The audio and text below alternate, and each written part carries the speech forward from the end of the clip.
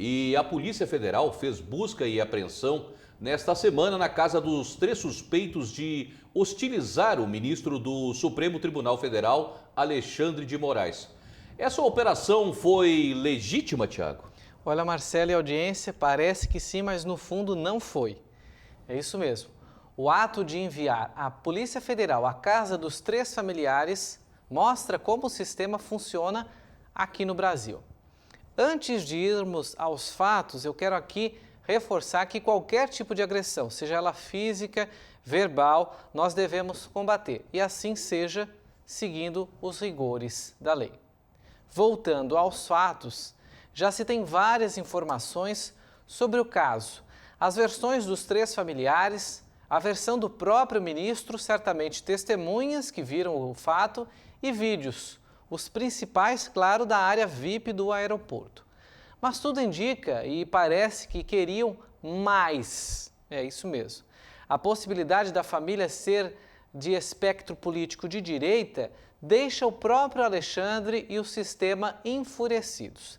Até o próprio presidente Lula, que prega, como a gente bem sabe, o ódio do bem, disse, abre aspas, é preciso extirpar esse tipo de gente.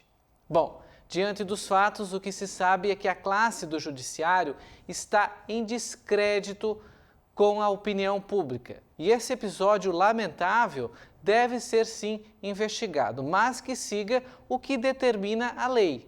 Me parece que usar a Polícia Federal na tentativa de, na casa das pessoas, buscarem algo a mais para junto da grande mídia criar uma situação que prejudique ainda mais essa família é uma prática, obviamente, que a gente já conhece e não nos cheira bem. Assim como não cheira bem ao olfato do brasileiro essas ofertas excessivas dos nossos ministros do Supremo irem a pedido de empresas sem se saber a qual preço ou a qual custo que ministrarem palestras no mínimo milionárias ao exterior.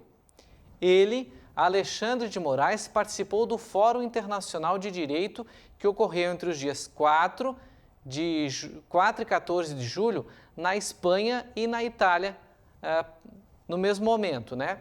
O evento foi promovido pela UniAlfa, condenada em maio deste ano pela Justiça Federal do Rio Grande do Sul pela divulgação de um chamado Manifesto pela Vida, que estimulava o consumo de medicamentos ineficazes contra a Covid-19, o chamado Kit Covid.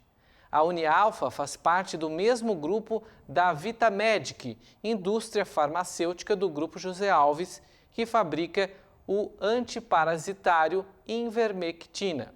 O grupo foi condenado, portanto, nessa ação, promovida no Rio Grande do Sul, a pagar 55 milhões de reais. Portanto, são 2 fatos, né, dentro de um mesmo contexto. O ministro foi para o exterior para fazer uma palestra. A informação não é que se queira misturar os fatos para não justificar ou tentar mascarar, digamos assim, a agressão. Ela ocorreu, vamos apurar quem foi que cometeu esse ato, como que esse ato realmente ocorreu, como que ele se sucedeu, né, falando no português bem popular, e aí sim tirar as conclusões e que os que realmente cometeram crimes sejam punidos, né? Se é que cometeram crimes, né? Seja dos 2 lados.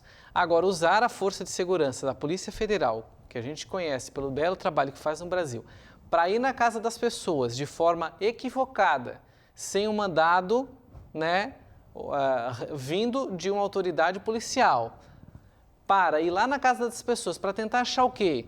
Igual, a gente sabe como é que funciona o negócio. Vai lá, o cara tem, sei lá, 5 mil reais em dinheiro em casa, já divulga, foi achado na casa dele 5 mil em espécie, como se fosse, né, um problema você ter 5 mil. Estou chutando, estou criando hipóteses, né, do que poderia ter acontecido nessa visita inesperada da Polícia Federal.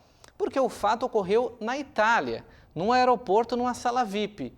Não ocorreu no Brasil nem na casa dessas pessoas e que queriam ir na casa dessas pessoas para encontrar o quê? Um santinho do Bolsonaro na casa dessas pessoas para tentar ligar uma coisa a outra, porque elas são de espectro de direita.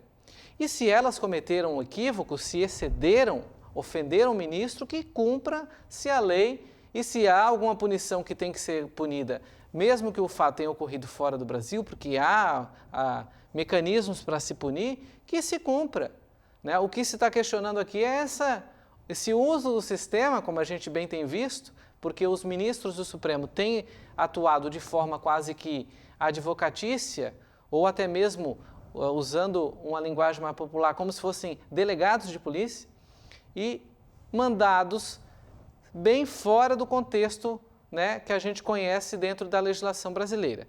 E aí vem esse fato do ministro dar palestra, essa empresa foi condenada, o próprio Alexandre condenou muito essa situação das fake news envolvendo a questão de medicamentos. O próprio Supremo deu aval para o proprietário desse grupo de empresas, José Alves, não participar da CPI da Covid-19.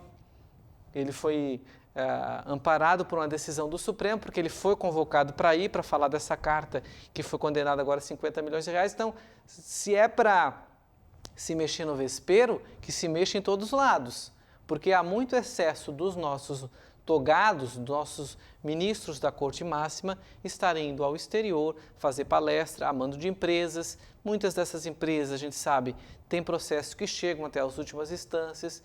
Então, me parece há uma faca de dois gumes e uma linha muito tênue entre esse interesse, né? Então, por isso que a gente traz essas duas reflexões. Mas se eu reforço, se houve crime, né? Se houve punição, houve algum equívoco, algum excesso, que quem excedeu que seja cumprida o rigor da lei e que tenha ser tomada alguma penalidade. O mais interessante que eu acho, Tiago, numa pequena opinião, é que nesses fatos é sempre cobrado com relação às autoridades, né? Vamos dizer assim, entre aspas, um certo comportamento, ou melhor, um devido respeito, mas, no entanto, o cidadão, desde que envolvido, não obtém os trâmites necessários, que seriam de abrir um inquérito, de passar isso pela mão da polícia, ou seja, e uma situação que deveria ser o último recurso, toma todas as iniciativas, passando por cima dessas instituições, né? E o cidadão fica à mercê vamos dizer assim, do acaso, que realmente achar. Então, quer dizer, é somente visado um lado, né? Em que o cidadão vive constantemente agora, com relação a tudo, uma insegurança jurídica tremenda, né? Até as próprias provas que a defesa da família enviou, a Polícia Federal disse que não vai aceitar porque houve uma edição. Nem sequer analisou o vídeo, que é um vídeo curto, pequeno, tem poucos segundos ali, justificando aquilo que eles tinham falado na defesa. É lamentável que não se leve adiante e a sério como se deve se cumprir, né? É verdade.